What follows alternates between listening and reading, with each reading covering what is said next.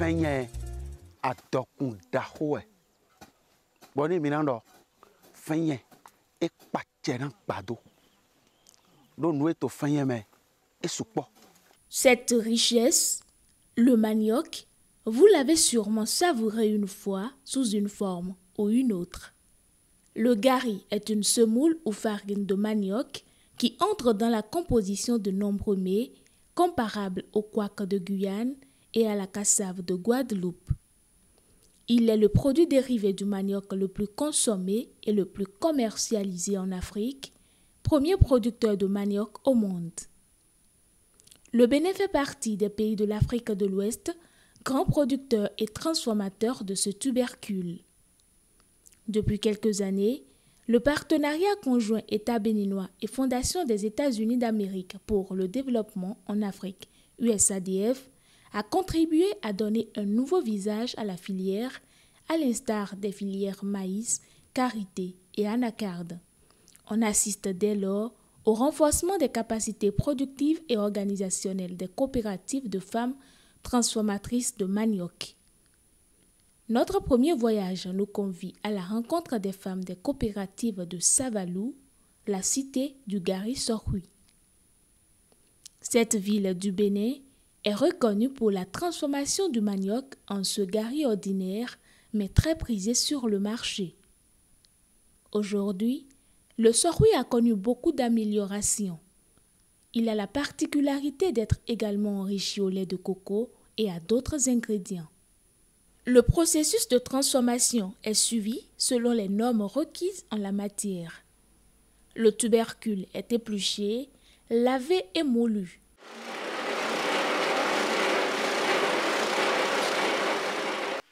Il passera ensuite au pressoir et laissé à la fermentation avant de devenir cette farine consommable. Les compléments nutritifs viennent s'ajouter enfin pour le rendre plus riche et surtout très agréable à consommer. Le groupement de femmes de Ifeanyi dans le département du Plateau par exemple ajoute à sa gamme de produits le gari amélioré au moringa et au miel. Un gari très riche en protéines, fibres et vitamines grâce à ses composants.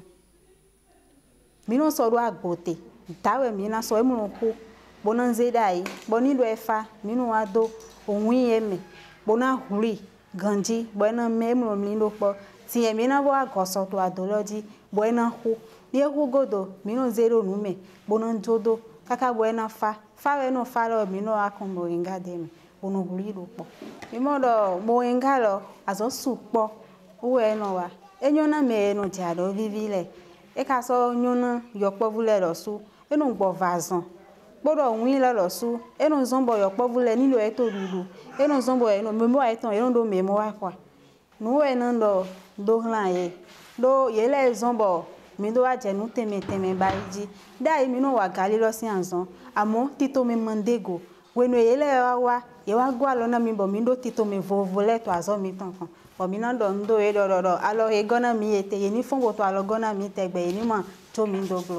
constatons aujourd'hui que le gari que nous consommons est de qualité meilleure. Vous ne pouvez pas consommer le gari et retrouver un seul grain de sable dedans. Vous voyez donc.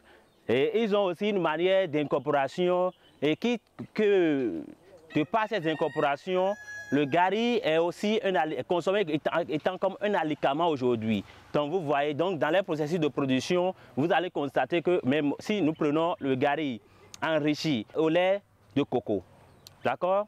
Donc c'est le coco étant une source de calcium, donc déjà incorporé dans le gari, ça pourrait renforcer les déficits en calcium chez les consommateurs de ces garis-là. Quittons la coopérative de Savalou, quelques heures de route, et c'est celle d'Abomey qui nous accueille. Ici, en dehors du gari qui est produit, le lafou est aussi un autre dérivé qui s'ajoute à notre petite liste. Après l'approvisionnement en matières premières, les femmes sont en pleine activité de transformation du manioc en lafou. Les étapes sont un peu similaires à celles de la fabrication du gari. Mais notre manioc ne sera pas moulu. il connaîtra plutôt une mise en fermentation de 3 jours. La suite du processus nous donne cette farine qui servira à la préparation de la fond. Un vrai délice pour le palais, à savourer, absolument.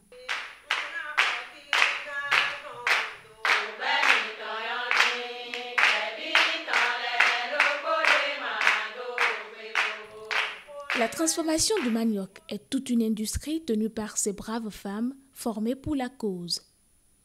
Toutes les coopératives réunies représentent le vaste réseau de l'unité de production nommée FENATRAM.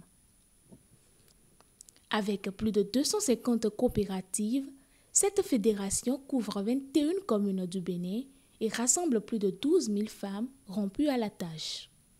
Focus à présent sur un autre dérivé de notre tubercule magique. Si vous êtes au Bénin ou si vous y faites un tour, n'hésitez pas à repartir avec le tapioca made in Bénin. Il n'a rien à envier au tapioca produit ailleurs.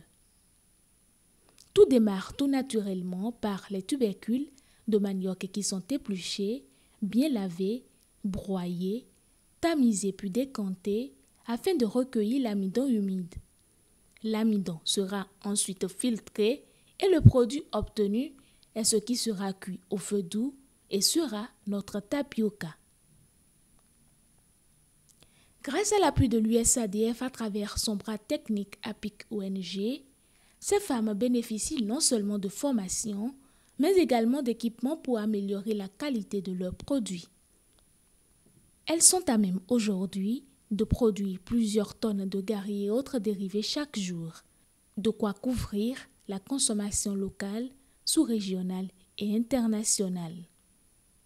Introduite en Afrique par les Portugais depuis le XVIe siècle, le manioc a connu son essor au Bénin suite à la grande sécheresse de 1847 sous le règne du roi Guézo. La culture de ce tubercule s'est aujourd'hui généralisée et de nouvelles variétés sont expérimentées. Fenyetin de mi amoto mi togbo le silo ulo e mi kpo boto dido bo mi le sule ni mi do atin lo le de wule uwe mi sono godo amokpo pe ma utonpo mi wa dondo atede a bo e wa zondo fenyetin le go bo fenyetin jaune variété jaune était une variété jaune là ni en do fenyetin lo boy hon et no mian taidi koklo jono boy so galeton e di koklo jono donc mi to ason wa do ene lo so godi amo ma o gba pe to ifan kan lo blebo me amo mi le mi o do bo ni mi wa son de go ganji bo mi pon no e de ton mi na mana glesi agbe mi ton le bo ile so le irando.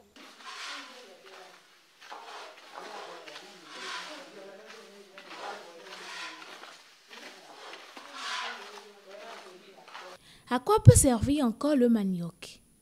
Il nous faut encore voyager vers une usine de transformation. Direction Pomaché où nous y attendent les femmes transformatrices de manioc de cette localité. En dehors de tous les autres dérivés de manioc qu'elles produisent, le agbeli est également une spécialité. Pour ceux qui ne le connaissent pas, c'est l'équivalent du placali en Côte d'Ivoire, une pâte à base de manioc. Les femmes de cette coopérative ont bénéficié d'un appui en équipement en décembre 2019, de quoi permettre aujourd'hui à la transformation du manioc en du bon agbeli de se faire suivant toutes les règles d'hygiène requises.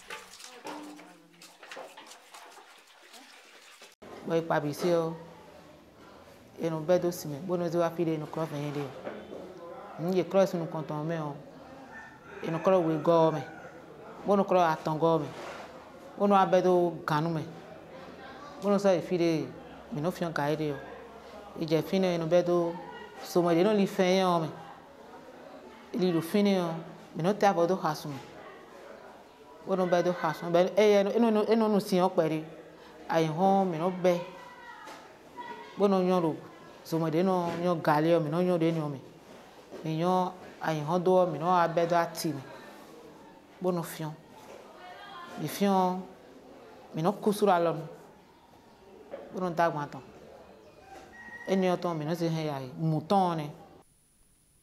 Notons à ce niveau que le agbeli est produit sous la forme humide et sèche. Il suffit donc de poursuivre la transformation de la forme humide à travers le séchage pour obtenir le agbeli sec, facile à conserver. Le volet vente, pour parler de la commercialisation de tous ces produits, n'est pas non plus négligé. La mission fondamentale d'assistance technique de APIC auprès des bénéficiaires de l'ADF est surtout orientée sur l'économie.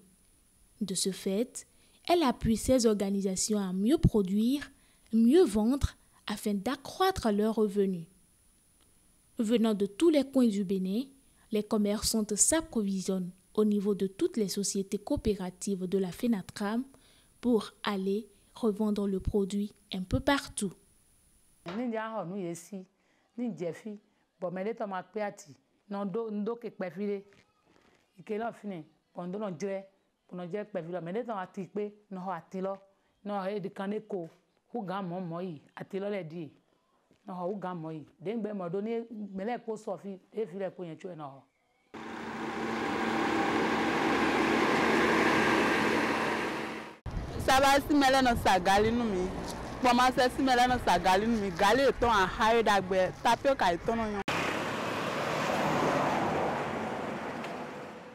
Afin de marquer leur présence dans l'univers des productions agroalimentaires en Afrique et dans le monde, ces femmes ont opté pour un label, Aria. Depuis lors, les produits Gari, Tapioca, Lafon, Agbeli, Amidon évoluent sous l'identité commerciale Aria qui voyage partout en Afrique et dans le monde. Enfants, jeunes, adultes, vieillards, le manioc s'invite tous les jours dans vos différentes habitudes alimentaires. Consommer les produits du label Aria, c'est consommer bio, c'est manger sain.